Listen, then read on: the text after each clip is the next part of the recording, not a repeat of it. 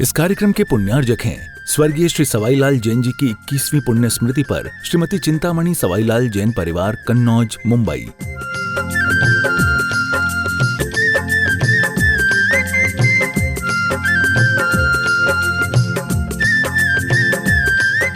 सभी लोग दोनों हाथ जोड़ लें और दोनों आंखें बंद, रीढ़ कमर सिर सीधा। मंगलमय मंगल करन वीतराग विज्ञान, नमो ताई जाते भई अरहंतादि महान।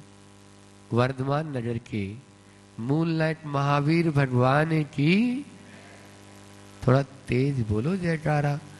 परम उपकारी संत शिरोमणि आचार्य गुरु और विद्यासागर जी महामुनि राज की, परम पूज्य मुनि श्री 108 प्रमाण सागर जी महाराज की, पूज्य मुनि श्री 108 निर्वेद सागर जी महाराज की।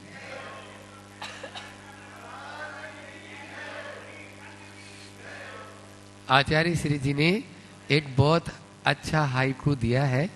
संदेह होगा देह है तो देहाती विदेह हो जा।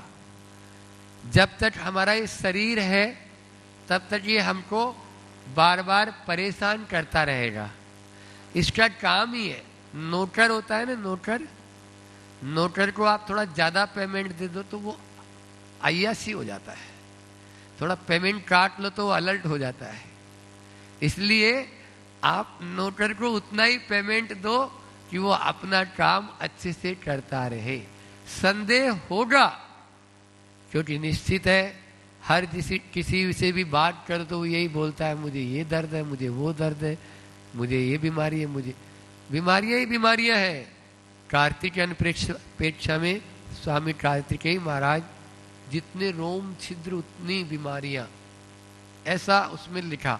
तो इसलिए हमें इनसे डरना नहीं, लेकिन अपने मोक्ष मार्ग में आगे बढ़ते हुए चले जाना है। हम लोग क्या करते हैं, जमाने की बात तो करते हैं लेकिन बात जमाने की नहीं करते। आज हर समाज में, हर घर घर में यही है, जमाने की बातें हो रही है लेकिन बात जमाने की नहीं हो रही। जमाने का मतलब जैसे पानी जम जाता है ना, ऐसे ही बात भी जमती है और कोई नहीं कर पा रहा है। इसलिए बात जमाने की करो, जमाने की बात मत करो। इसी भोपाल में, भानपुर में पूज्य गुरुदेव ने एक प्रवचन के अंत में जो कहा, जो पूज्य महाराज श्री जी का मिशन है कि बेटा 60% से कम मत लाना और 70% से ज्यादा मत लाना। ये मिशन है बिल्कुल। और उस बच्चे को अभी हमारे साथ में एक अभय आता है, वो 66% लाया तो हमने उसको माला पहनवा दी लोगों से। मुझे बेटा तुमने पूरी बात पक्की की महाराज जी की, 20 का लाया। तो कहने का मतलब ये है, आचार्य श्री जी ने कहा कि माता पिता का इतना पुण्य, जो इतने सुंदर सुंदर और अच्छे बच्चे मिले। सुन रहे हो माता पिता, नहीं सुन रहे हो संदीप जी? माता पिता का इतना पुण्य कि इतने सुंदर सुंदर और अच्छे बच्चे मिले, लेकिन बच्चों का इतना पुण्य नहीं जो ऐसे माँ बाप मिले। अहिंसा परमो धर्म की। पूज्य महाराज श्री जी से अपन निवेदन करें, उससे पूर्व अपन चाहेंगे छुल्लक महाराज जी का भी अपन को पूरा लाभ लेना है। और मैं एक और बात बता दूं कि आपको नहीं, पूरे विश्व के लिए एक नई सौगात दी है पूज्य गुरुदेव ने। श्री विद्या प्रमाण गुरुकुलम आपके बच्चों को न केवल शिक्षा अपितु संस्कार और आधुनिक टेक्नोलॉजी पढ़ाया जा सकता है, और जैन धर्म की शिक्षा भी कैसे दी जा सकती है। प्राकृतिक वातावरण से घिरे हुए उस पूरे के पूरे आप परिसर में, जो विद्यासागर इंस्टीट्यूट अवधपुरी में आप खुद देखेंगे, बहुत ही सुंदर परिसर है। आप लोग अपने अपने बच्चों को बहुत अधिक मात्रा में एडमिशन तो आ चुके हैं और उनके जो है चयन की प्रक्रिया भी चालू है। आप लोग भी इसके लिए मानस बनाएं और अगर एक बच्चे को आप रोज लेते हैं, मात्र विद्या मित्र के नाम से 1 लाख रुपए की राशि में आप भी ऑनलाइन लिखवा सकते हैं। नंबर आपकी स्क्रीन पे चल रहा है। यह पूरे विश्व के लिए एक अनुपम सौगात श्री विद्या प्रमाण गुरुकुलम। चिद्रूप सागर जी महाराज हम सबको अपनी धुआंधार वाणी से इंद सदवंदियाणम तिहु अणहिद मधुर वसद वक्काणम अंतातीत गुणाणम नमो जिनाणम जिद भवाणम नमो जिनाणम जिद भवाणम। जबली मूलना 1008 श्री महावीर भगवान की, संत श्रोमणी आचार्य भगवान पूज गुरुदेव श्री विद्यासागर जी महाराज की, परंपरा आचार्य श्री समय सागर जी महाराज की, पूज मुनिवर श्री प्रमाण सागर जी महाराज की, पूज मुनिवर श्री निर्वेक सागर जी संधान सागर जी महाराज की। एक प्रसंग से अपनी बात को प्रारंभ करते हैं। एक सेठ जी थे, वो मंदिर जाते हैं, मंदिर में भगवान को प्रणाम करते हैं और भगवान से कहते हैं, हे भगवान, आपने मुझे परिवार दिया, पैसा दिया, प्रतिष्ठा दी और सब कुछ दिया, संतान है, उनका विवाह हुआ, पर एक बात से मैं सदा परेशान रहता हूँ, मुझे मेरा स्वास्थ्य ठीक नहीं रहता। क्या कहा सेठ जी ने? मेरा स्वास्थ्य ठीक नहीं रहता, हे प्रभु मुझ पे इतनी कृपा और करो कि मुझे मेरा स्वास्थ्य ठीक रहे। उन्हीं सेठ जी के बाद मंदिर के बाहर एक भिखारी बैठता था। वो भी सुबह जब आता था तो पहले प्रभु के दर्शन करता था, बाद में बाहर बैठकर अपना काम करता था। आता है और भगवान से कहता है, भगवान आपकी बड़ी कृपा है जो मुझे रोज आपके प्रतिदिन दर्शन होते हैं। यदि मैं अभावग्रस्त नहीं हुआ होता तो शायद मुझे दर्शन होते या नहीं होते पता नहीं, लेकिन आपकी कृपा है कि मुझे आपके दर्शन होते हैं और मुझे हमेशा आपके दर्शन होते रहे। बस मैं आपसे यही प्रार्थना करता हूँ। 2 व्यक्ति आपके सामने हैं, एक सेठ जी और एक भिखारी। दोनों भगवान के पास आते हैं और दोनों ने भगवान के सामने अपनी बात रखी। मैं आपसे पूछना चाहता हूं, आप सब भगवान के पास जाते हैं तो क्या मांगते हैं? वही सेठ जी की तरह आप भी धन संपत्ति, परिवार, सांसारिक सुख मांगते होंगे, मांगते हैं ना? क्या मांगते हैं? बहुत अच्छी बात है।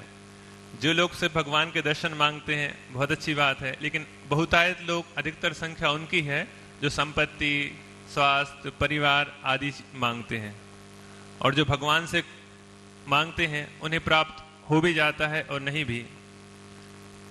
लेकिन जो भगवान के चरणों में अपने आप को समर्पित करता है, जो भगवान की निस्वार्थ भक्ति करता है, जो भगवान को चाहता है, 2 बातें हैं, एक तो भगवान से चाहना और एक भगवान चाहना।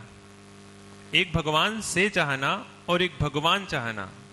तो जो भगवान से चाहता है उसकी चाहत सीमित हो जाती है। जो चाहता है वो मिल तो जाएगा, मिल जाए नहीं मिल जाए कह नहीं सकते, लेकिन जो निश्चित है भगवान के चरणों में अपने आप को समर्पित करता है, जो भगवान की निस्वार्थ भक्ति करता है, भगवान को चाहता है, उसे भगवान से सब और सांसारिक चीजें तो क्या, भगवान से भगवत्ता प्राप्त हो सकती है, वो स्वयं भगवान बन सकता है।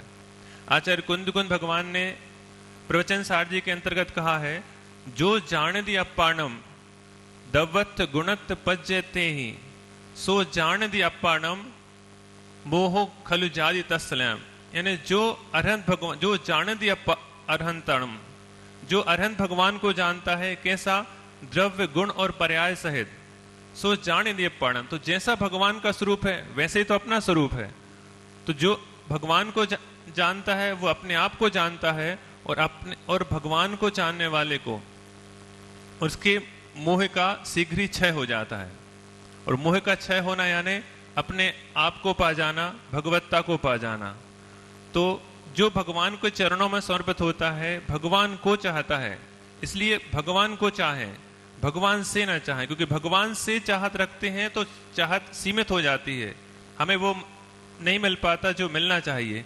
लेकिन हम यदि भगवान को चाहेंगे तो हमें भगवत्ता मिल सकती है, वो अनंत चीज मिल सकती है जो हमने शायद कभी सोची भी ना हो। इसलिए एक बात को ध्यान रखें कि भगवान के चरणों में निस्वार्थ समर्पित हों और भगवान को जानें। भगवान को हम जान जाएंगे तो निश्चित है, आचार्य कुन-कुन भगवान कहते हैं कि हम अपने स्वरूप को जान जाएंगे।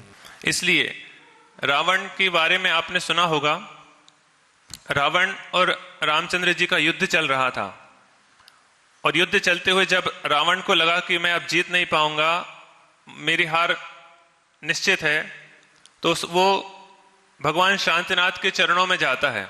उसने अखंड 16 दिन की भक्ति की और अंततः उसे बहुरूपिणी विद्या सिद्ध भी हो गई।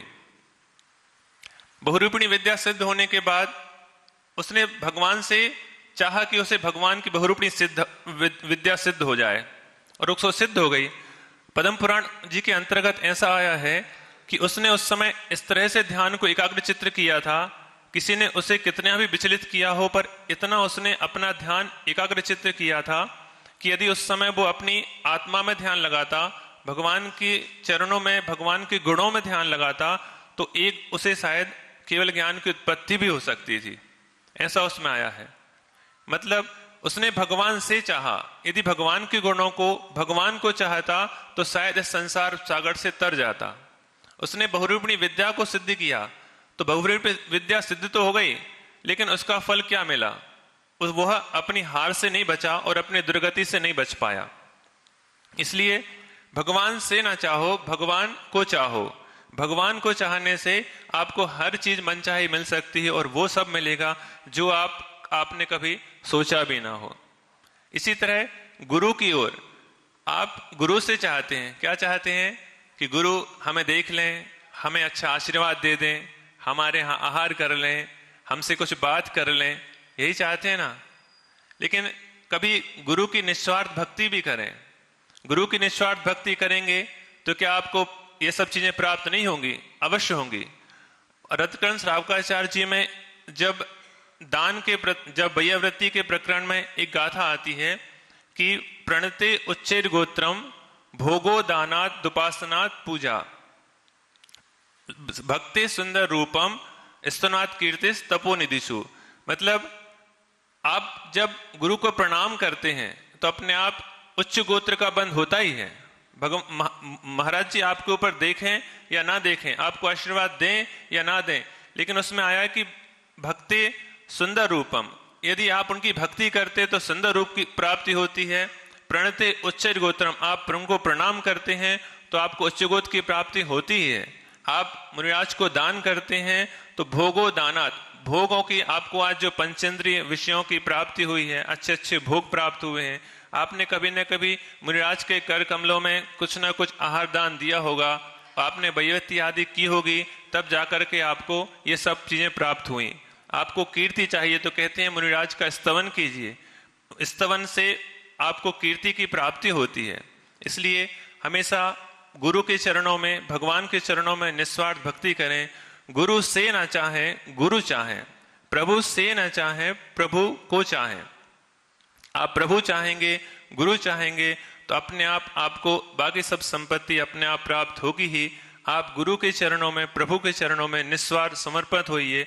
इसी तरह से आप परिवार में भी देखते हैं, जो आज जैसे माता पिता होते हैं, यदि वो ये चाहें कि हमारा बच्चा अच्छा बिजनेस करे, डॉक्टर बन जाए, इंजीनियर बन जाए, तो यदि उनकी आशा पर वो खरा नहीं उतरता तो वो भी ये सोचता है कि मैं माता पिता की बात को पूरा नहीं कर पाया, और आप भी सोचते हैं कि मेरा बच्चा अभी योग्य नहीं बना है, तो आप भी और उनके बीच में एक ऐसी बात आती है कि आपके बीच में भी जो एक वात्सल्य भाव होना चाहिए वो नहीं हो पाता, और वो भी शायद डिप्रेशन में आ जाते हैं। आज जो डिप्रेशन की बहुत शिकायत चल रही, उसका भी कहीं ना कहीं कारण है कि हम एक दूसरे से कुछ ना कुछ चाहते हैं, हम एक दूसरे को नहीं चाहते।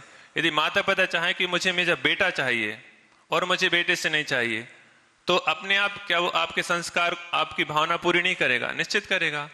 इसी तरह बेटा होता है, वो चाहता है पिताजी हमें संपत्ति दें, हमें बाकी भाइयों से अधिक चाहें, और यदि नहीं मिलता है तो वो भी उनके प्रति अच्छे भाव नहीं रखता, लेकिन वो ये चाहे कि मुझे मेरे माता पिता चाहे मेरे लिए कुछ करें या ना करें, लेकिन मुझे तो मेरे माता पिता चाहिए।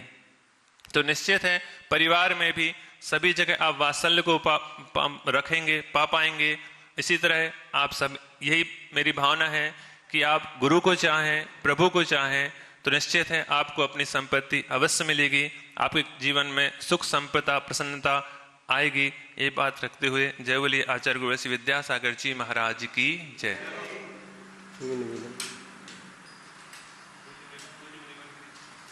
चले ओ प्रणमो अरिहंताणं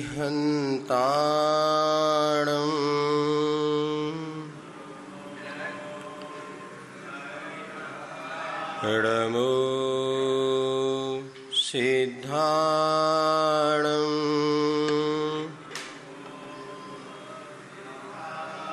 प्रणमो आयर्याणं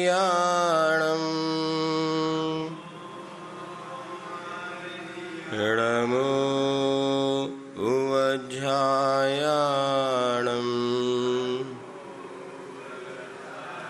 प्रणमो लोये सवसाहुणम्।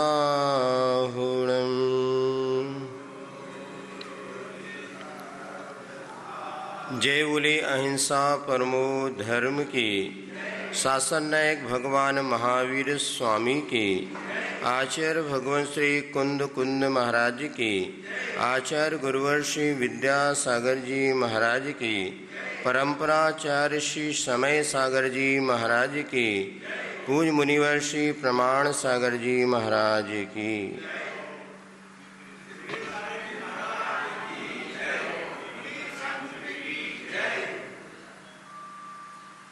एक शिष्य ने गुरु से पूछा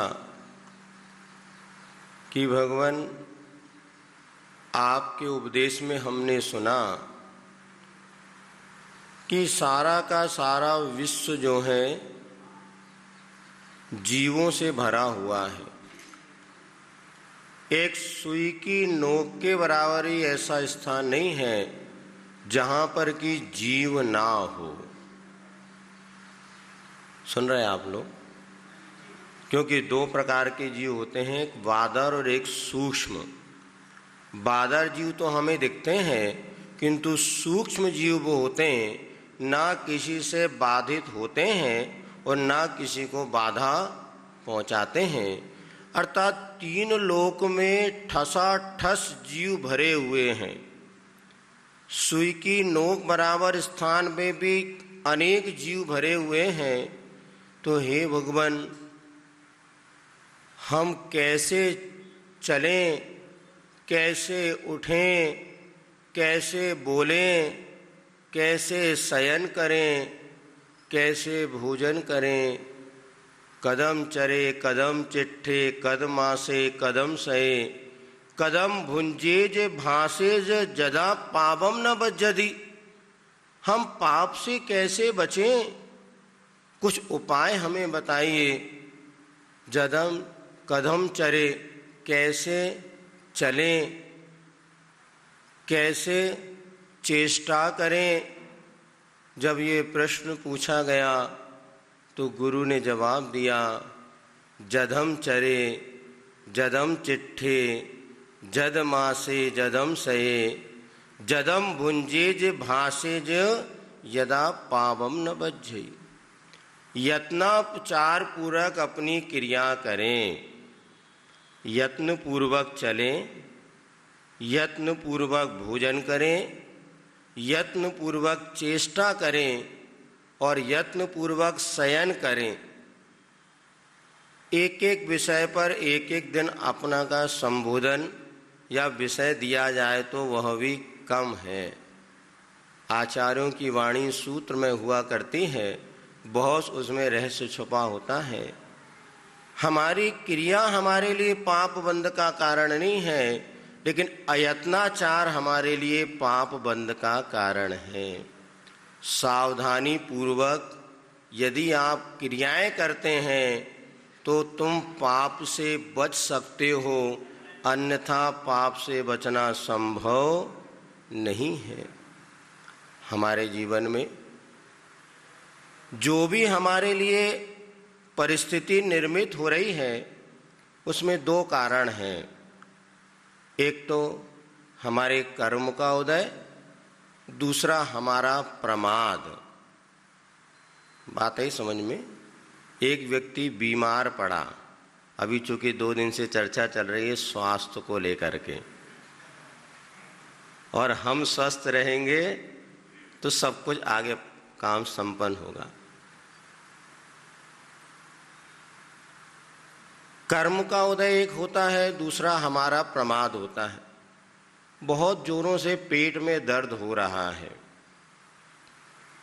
डॉक्टर कहता है दवाई खा लो ठीक हो जाओगे, लेकिन हम कहते हैं दर्द क्यों हुआ पहले इस पर विचार करो। दर्द हुआ उसके बाद दवाई खाना एक बस है, और दर्द हुआ ही क्यों इस पर आप विचार करो, जिसमें अगले बार दवाई खाना ना पड़े। डॉक्टर तो कहता है एक दवाई आज लो और जब तक जिंदा हो तब तक हमारी दवाई जरूर खाना, भले कुछ खाओ ना खाओ। लेकिन ये उपचार नहीं है, ये तो मात्र उस दर्द को कम करने का तरीका है। तो आचार्य से एक बार किसी ने पूछा, तो आचार्य ने बात देखो, कर्म का उदय हमारा 20% कार्य करता है, तो 80% हमारा प्रमाद होता है। यदि हम सावधानी रखें तो कर्म का उदय भी बिना फल दिए झड़ सकता है। कैसा? तो उदाहरण दिया था पूज्य गुरुवर ने कि एक आम का वृक्ष है, उसमें फूल कितने लगते हैं? मान लिए 1 लाख फूल लगे, और 1 लाख फूल में अमिया कितने बन पाते हैं बताओ? मुश्किल से 5000 आम बन पाते हैं, जिसे आप अचार के योग कहते हैं। बाकी 95,000 तो बिना फल दिए झड़ जाते हैं। इसी प्रकार जो 1 लाख कर्म हमने बांधा है, तो मात विचार करना 5000 ही कर्म हमें फल देते हैं, 95,000 कर्म तो बिना फल दिए झड़ जाते हैं। ऐसा क्यों होता है? क्योंकि किसी भी कर्म के फल की प्राप्ति के लिए द्रव्य, क्षेत्र, काल, भाव चारों चीज का होना अनिवार्य है। और एक भी चीज अगर कम हो गई, जैसे अभी यहाँ पर आप बैठे हैं, किसी को क्रोध आ रहा है कि नहीं आ रहा? गुस्सा नहीं आ रहा? क्या क्रोध कर्म का उदय है क्या? नहीं हो सकता किसी के क्रोध कर्म का उदय भी हो, लेकिन आपके क्षेत्र वैसा नहीं है। घर में होते तो चाहे गुस्सा आ जाता, अब गुरु के सामने बैठे तो अभी आप कौन सी कसाय का उदय है आपको? लोभ कसाय का, कि गुरु मुख से हमें कुछ वचन सुनने को मिले।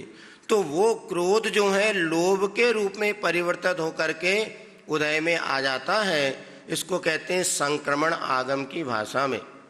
तो जितना कर्म हम बांधते, कर्म ही हमें फल नहीं देता, हमारा प्रमाद भी उसमें बहुत कुछ होता है। यदि हम प्रमाद से बच जाएंगे तो कर्म के उदय से उत्पन्न होने वाली पीड़ा से भी हम बच सकते हैं। तो आज हम आपके सामने एक प्रसंग रखते हैं, कदम भुंजेज, कैसे भोजन करें।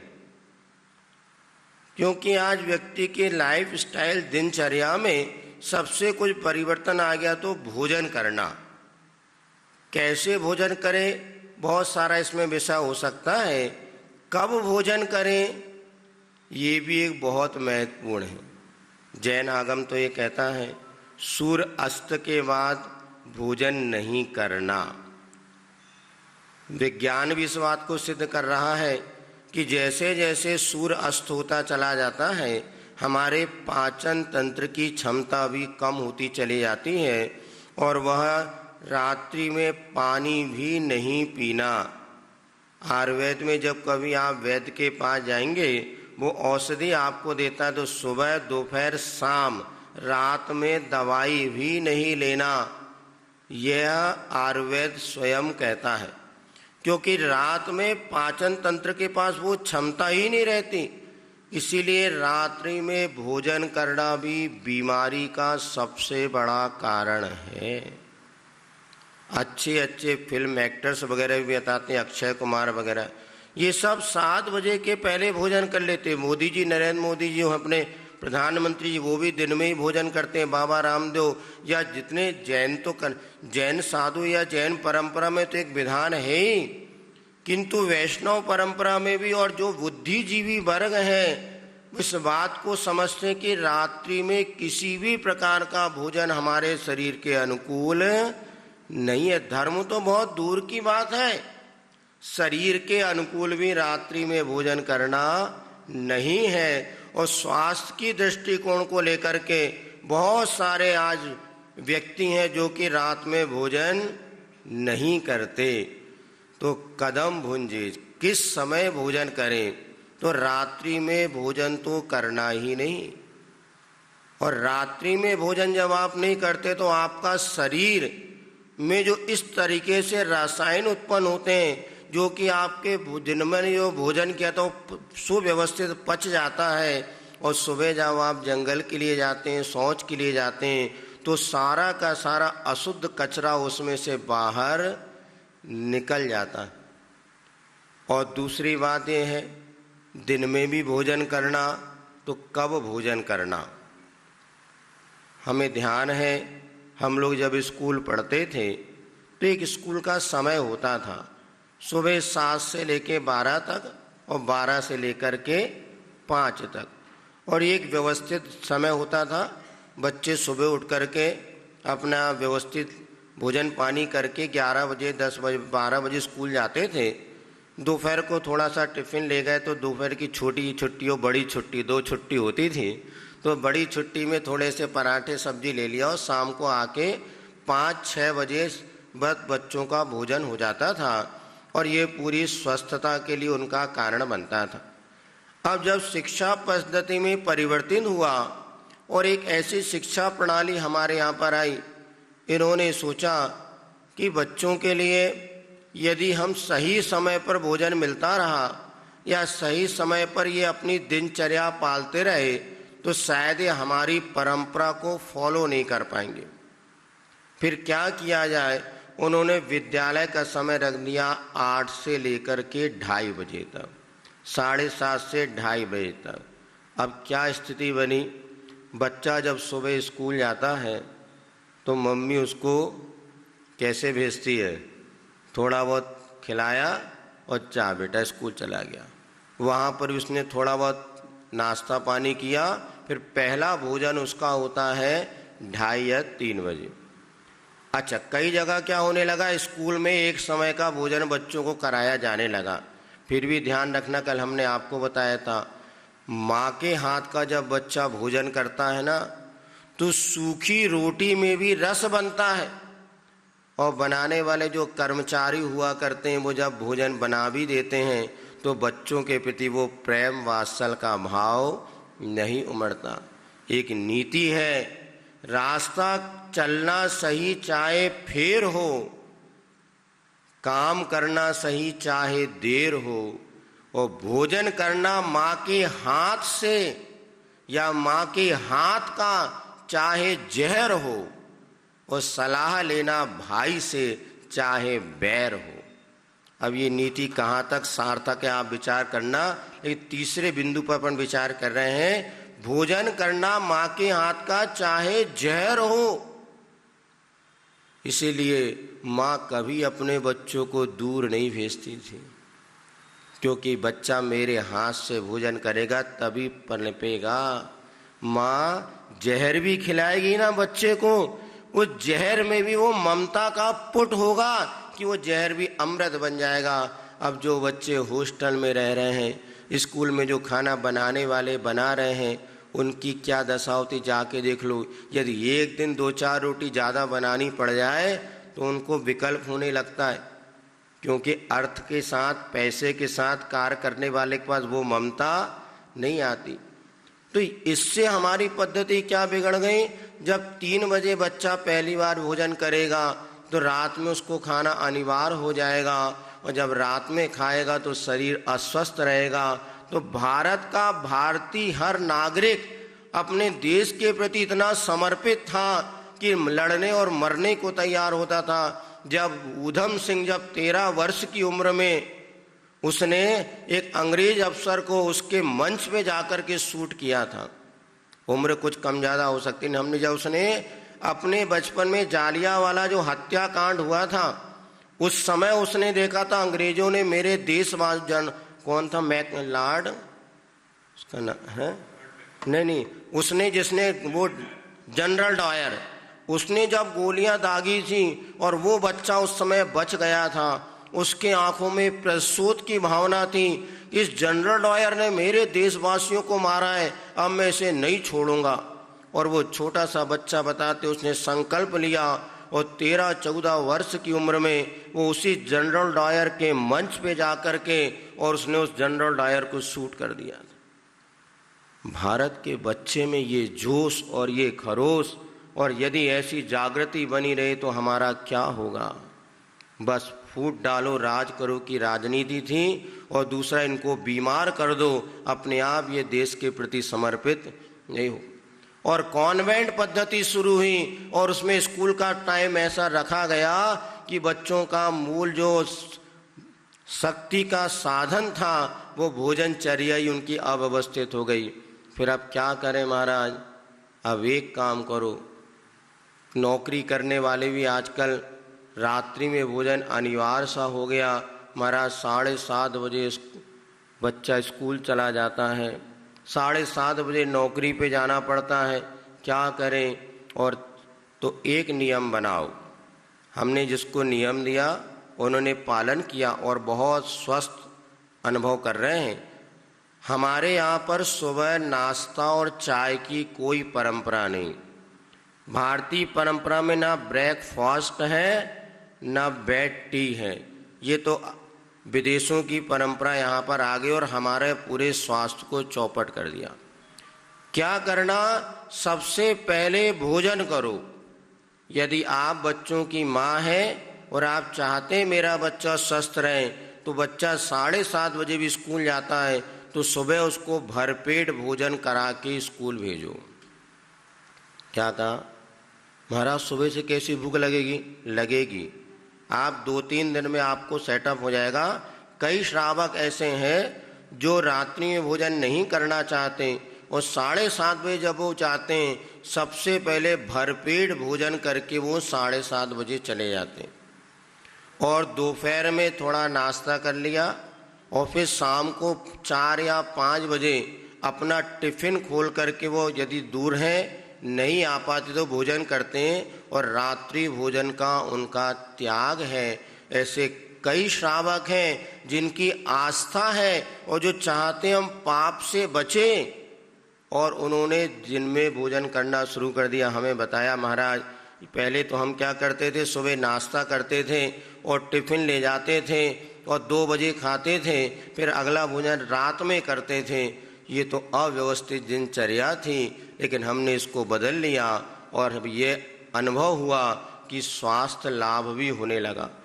किस समय भोजन करें, आज अनेक परिवारों में 90% से ज़्यादा परिवार ऐसे हो गए जिनमें कि कोई ना कोई व्यक्ति रात में भोजन तो करता ही है। और जब बच्चों से पूछो तो उनके माता पिता भी इस विषय में दृढ़ नहीं है, वो भी कहते नहीं रात में खाए बिना कैसे चलेगा। पहले माता पिता इतने कड़क होते थे, माँ कभी रात में भोजन नहीं देती थी और ज़्यादा ही भूख लगे तो बेटा थोड़ा दूध ले लो और फल ले लो। आज आपने धर्म भी नष्ट हो गया और स्वास्थ्य भी चला गया। इसलिए जो बच्चे सुबह 7:30 बजे स्कूल जाते हैं, माँ उनको भरपेट भोजन करा के पहुँचाए, क्योंकि अपने हाथ का भोजन जब आप कराओगे बच्चे के लिए अमृत बनेगा। और दोपहर में उसके लिए थोड़ा नाश्ता, इसको अपन कहते हैं, वो रख दिया। फिर जैसे 3-4 बजे आ जाए भरपेट बच्चे को भोजन कराइए और रात में थोड़ा बहुत ना देना पड़े तो बहुत अच्छा, क्योंकि फिर भी देना पड़े फल या दूध करेंगे तो उसका स्वास्थ्य भी अच्छा रहेगा और हमारे धार्मिक मूल संस्कार है जिससे हम कहते हैं रात्रि में भोजन नहीं करना, यह संस्कार जीवित रहेगा, जैनियों की परंपरा जीवित रहेगी तो जैन धर्म जीवित रहेगा। पहली बात ये ध्यान रखें। और दूसरी बात हमने आपको जो बताया था पिछले दिनों कि जब आप सुबह उठकर हमारे इस वातावरण में या हमारे शरीर में भी दो प्रकार के बैक्टीरिया होते हैं, कुछ हमारे अनुकूल होते हैं, कुछ प्रतिकूल होते हैं। जैसे कोलेस्ट्रॉल होता है ना, डॉक्टर को यहाँ बैठे हो तो कोलेस्ट्रॉल भी दो प्रकार का होता है, एक अच्छा कोलेस्ट्रॉल और एक खराब कोलेस्ट्रॉल। खराब हानिकारक, किंतु अच्छा वाला की मात्रा पर्याप्त तो होनी चाहिए। इसी प्रकार हमारे मुख में ऐसे बैक्टीरिया हैं, ऐसे कीटाणु हैं जो हमें बुरा बीमारियों से हमारी रक्षा करते हैं। और जब हम बार बार खाते हैं इससे भी थोड़ा विपरीत प्रश्न पड़ता है। अभी लिखा था एक कैंसर की कोई रिपोर्ट आई थी, जो कैंसर से बचना चाहते हैं उन्हें अपने भोजन के बीच में कम से कम 6 घंटे का अंतराल होना चाहिए। एक बार भोजन कर लिया, कुल्ला कर लो, अब 6 घंटे तक कुछ भी नहीं खाएंगे, क्योंकि हर व्यक्ति के शरीर में वो कीटाणु हैं जो कि कैंसर के रोग आदि रोगों को पनपाते हैं। किंतु जब 6 घंटे उनको भोजन नहीं मिलता तो अपने आप उनकी जो क्षमता है वो समाप्त हो जाती है और जो अनेक प्रकार के रोग उत्पन्न हो रहे हैं वह रोगों का समन वह कर देती। इसीलिए जब तक तेज भूख ना लगे तब तक भोजन नहीं करना, ये बात ध्यान रखना चाहिए। खाना नहीं खाना, खाना नहीं खाना तो क्या करना, नहीं खाना। ये सबसे बड़ी औषधि है। जब तक भीतर से आवाज ना आए, पेट में चूहे ना कूदे, तब तक भोजन प्रारंभ नहीं करिए। और एक बार भोजन कर लिया 6 घंटे के लिए त्याग कर सकते हैं आप लोग? क्यों नहीं कर सकते बोलो? 6 घंटे के, आज हम जिन गुरु के शिष्य हैं, जिनकी परंपरा में हमारे गुरु 24 घंटे में एक बार भोजन करके रह सकते हैं, तो क्या हम भोजन के बाद 6 घंटे का त्याग नहीं कर सकते? चलो 4 घंटे का करके देखो, चलो प्रैक्टिस करना। आज भोजन करना 12-11 बजे भोजन करो तो नियम ले लेना, अब मैं 1 बजे के पहले कुछ भी खाऊंगा पीऊंगा नहीं। कर सकते कि नहीं कर सकते? करके तो देखिए। उन्हीं जैसी चर्या में यह चित्त सदा अनुरक्त। पढ़ते तो हैं और दिन भर चरते रहते हैं, दिन भर खाते रहते हैं। अरे महाराज 24 घंटे में एक बार भोजन करते हैं तो हम इतना तो कर सकते हैं कि एक बार भोजन करने के बाद अगला भोजन 2 घंटे बाद करेंगे, 3 घंटे बाद करेंगे। ये भी साधना आपकी बनेगी। तो यहाँ पर ये कह रहे थे अपन जो भोजन आप लोग करते हैं, और सबसे पहले हमने बताया था आपके मुख में सैकड़ों ऐसे बैक्टीरिया हैं जो आपको अनेक प्रकार की बीमारी से बचाते हैं। लेकिन परसों हमने बताया था जब आप टूथपेस्ट करते हैं, पेस्ट आजकल घरों में टूथपेस्ट और टूथब्रश चलने लगे छोटे, ये पेस्ट जब आप करते हैं इसमें ऐसे केमिकल हुआ करते हैं जो 99% आपको उन बैक्टीरिया को मार देते हैं जो आपकी सुरक्षा करने वाले होते हैं। जैसे आपने कभी कैंसर वाले मरीज को देखा होगा, जब उसको कीमोथेरेपी होती है तो उसमें एक कैंसर के कीटाणु को नाश करने के लिए 10-9 कीटाणु ऐसे भी नष्ट हो जाते हैं जो शरीर के लिए स्वास्थ्य लाभदायक होते हैं। लेकिन उस कैंसर को 9 वो मर गए, वो तो परिस्थिति थी। लेकिन आप जब सुबह आकर उठ के कोलगेट कर रहे हैं या कोई पेस्ट आप करते हैं, समझ लेना आप अपनी बीमारी को आमंत्रित करते हैं। कोलेस्ट्रॉल, ये रक्तचाप जिसको आप बीपी कहते हैं, और शुगर, इनको नष्ट करने वाले कीटाणु अपने लार में, अपने मुख में हैं। लेकिन क्या होता है, आप पेस्ट करते हैं तो 99% वो कीटाणु नष्ट हो जाते हैं जो कि आपके शरीर की सुरक्षा करने वाले थे। अब वही भोजन जब आप करते हैं तो आपको बीमारी का कारण बन गया। ये भोजन आप करें यही भी, क्योंकि आपने उस भोजन में जो सुरक्षा प्रदान करने वाले थे उनको नष्ट कर दिया। इसीलिए यदि आप चाहते हम स्वस्थ रहें और हमारे बच्चे स्वस्थ रहें तो कोई भी पेस्ट आप मत करिए, बंद कर दीजिए। फिर क्या करें, ये हमने बताया था, सरसों का तेल, नमक और थोड़ी हल्दी इसका पेस्ट बनाएं, अथवा घर में काला वो कोयला का पेस्ट व्यंजन बना सकते हैं। बाजार में बहुत सारे आपके ऐसे व्यंजन मिलते हैं। और कुछ नहीं करो आप तो सिर्फ गर्म पानी से मुख का कुल्ला करो और मसूड़ों की मालिश करो बड़ी उंगली से। अपने आप करके देखो। हमने तो प्रैक्टिकल किया और कई महाराजों को प्रैक्टिकल कराया। मात्र क्योंकि हमारे दांतों की सुरक्षा मसूड़ों पर आधारित है और ये पेस्ट वगैरह जितने होते हैं ये आपके लिए हानिकारक होते हैं। इसके साथ साथ जो ब्रश आप करते हैं उस ब्रश में भी, टूथ ब्रश में लाखों की संख्या में बैक्टीरिया उत्पन्न हो जाते हैं। और आप लोग बाथरूम वगैरह में उसको रख देते हैं तो जहाँ बाथरूम में आप रखते हैं वहाँ जो उड़ती हैं गंध, मल के जो बैक्टीरिया, मूत्र के बैक्टीरिया, ये सब उस ब्रश में जाकर के जम जाते हैं। आप उसको ब्रश कर रहे हैं और बच्चों को भी करा रहे हैं, लेकिन ये ब्रश से दांतों के बीच गैप आ जाता है और अनेक प्रकार की बीमारी का लक्षण बनता है। इसीलिए टूथपेस्ट और टूथ ब्रश से बचिए। देसी मंजन आजकल बहुत सारे आ रहे हैं, उसका प्रयोग करिए और उंगली से प्रयोग करिए। मसूड़ों की पीछे तक मालिश होगी, मुख आपका शुद्ध रहेगा तो शरीर शुद्ध रहेगा। आई बात समझ में? अनेक बीमारी का कारण हमारा, और मुख वॉश करके भी कुछ ऐसे आने लगे, ये सब हानिकारक चीजें हैं। तो कदम भुंजेज अर्थात कैसे भोजन करें इसको ध्यान रखो। और हमारे गुरुजी हमें बताते थे जब स्कूल में पढ़ते थे कि रोटी को पीना और पानी को चबाना। क्या करना? पानी घूट घूट करके भी, गटक करके नहीं, बस बोतल निकाली और गटक गए नहीं, पानी को तो घूट घूट करके पीना। क्योंकि एक घूट पानी पिया, मुख में घुमाओ, उसमें लाला रस जब मिल जाएगा वो पानी ही औषधि का काम करता है। भोजन जब आप कर रहे हैं तो इतना चबाओ। कितना चबाना? हमारे गुरुजी कहते हैं 32 बार चबाना। मास्टर साहब जो थे स्कूल में, 32 बार उसको आप चबाइए। महाराज इतना टाइम किसके पास है? अरे टाइम जा कहाँ रहा ये तो बताओ।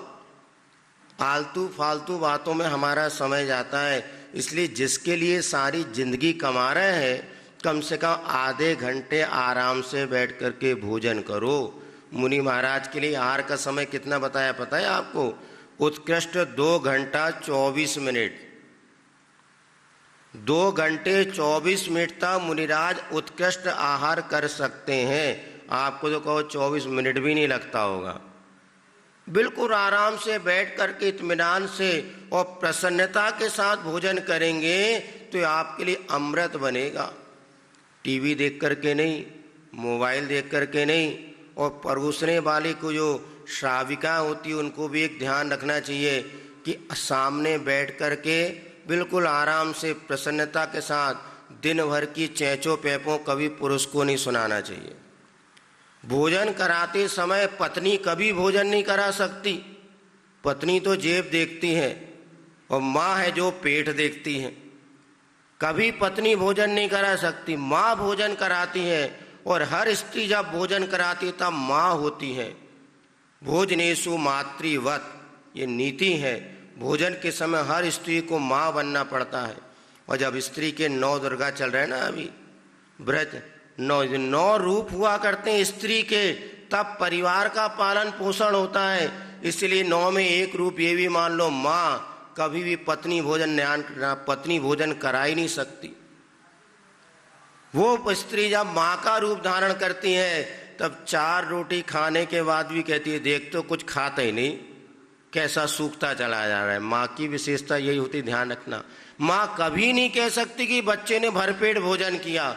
और जो माँ कह रही समझ लेना वो माँ अभी ममता से थोड़ी दूर है। इतना खाने के बाद भी देखो सूखता जा रहा है, बेचारा कुछ खा ही नहीं रहा, ये माँ की ममता होती।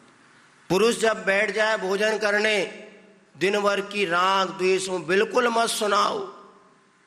बिल्कुल प्रेम से अच्छे पॉजिटिव सकारात्मक बात करते हुए और अपने सामने बैठ के बात करो, ऐसी प्रसन्नता के साथ बोले। लेकिन होता यह है क्योंकि महाराज बाद में इनको समय कहाँ मिलता। जितनी सुनानी है दिन भर की कथा कहानी सुना दो और कभी सास भी बहुत ही सारी कहानी अवरी निपटा दो। नहीं, कभी भी भोजन का ये गलती नहीं करना। बच्चों के सामने जो आप भोजन कराओ तो बिल्कुल सकारात्मक सोच के साथ, बेटा खूब अच्छा, देख कितना बढ़िया बनाया, कितना अच्छा भोजन है, तुझे क्या करना। आप भोजन की प्रशंसा करते उस भोजन को कराइएगा, इस पर जरूर ध्यान रखिएगा। चलिए, और हमने आपको बताया था कि भोजन कब करना और खाने के साथ साथ पचाना बहुत महत्वपूर्ण है। थोड़ी मेहनत करेंगे, भोजन पचेगा, शरीर स्वस्थ रहेगा। और पखाना, जितना खाना महत्वपूर्ण है उससे मल का विसर्जन करना ये भी महत्वपूर्ण है। यदि मल पेट साफ नहीं होगा तो कितना भी अच्छा भोजन कर लें, कभी वो भोजन आपके लिए स्वास्थ्यवर्धक होने वाला नहीं। इसलिए विसर्जन के लिए हमेशा शौच जाना नहीं जाना तो जरूर जाना। और कैसे जाना? पश्चिम वेस्टर्न कम्बोर्ड पे कभी नहीं बैठना, बहुत रेयर की स्थिति हो तब, अन्यथा उकड़ू आसन अथवा मलासन पे बैठ करके ही आप पेट साफ करिएगा। और पेट आपका क्लियर रहेगा तो नया भोजन रस बनेगा। तो ये पिछले हमने प्रवचन में इसका खुलासा किया था। आज जो वेस्टर्न परंपरा चली, इससे घुटनों के दर्द, जंघाएं, कमर दर्द, ये सारी विकृतियां पैदा हो जाएंगी। इसीलिए थोड़ा कष्ट सहन करेंगे तो आपका स्वास्थ्य सही रहेगा। इसलिए बच्चों को तो भूल करके कम्बोर्ड में नहीं बैठना, कम्बोर्ड कहते ना, आप क्या कहते हैं, वेस्टर्न, उसमें कभी नहीं बैठाना। एक आप मोबाइल में मलासन करके एक आसन आता है, जो कूल्हे के दर्द, कमर के दर्द, ये सब बीमारी का जड़ है आपके शौच जाने की प्रक्रिया। और अनेक प्रकार के औषधि आदि लेकर के आप जो पाचन को स्वस्थ बना रहे हैं, इसकी अपेक्षा जो चाय पीना आप छोड़ देंगे तो आपका पाचन तंत्र बहुत अच्छा हो जाएगा। क्योंकि चाय आपके पाचन तंत्र को मार देती है और जो उसमें रस निकलता है, जो भोजन को पचाने में साधक बनता है, वो आपके लिए नष्ट हो जाता। हम नहीं कह रहे, ये सारी बातें आप मोबाइल में देख। इस कार्यक्रम के पुण्यार्जक हैं स्वर्गीय श्री सवाईलाल जैन जी की 21वीं पुण्य स्मृति पर श्रीमती चिंतामणि सवाईलाल जैन परिवार, कन्नौज, मुंबई।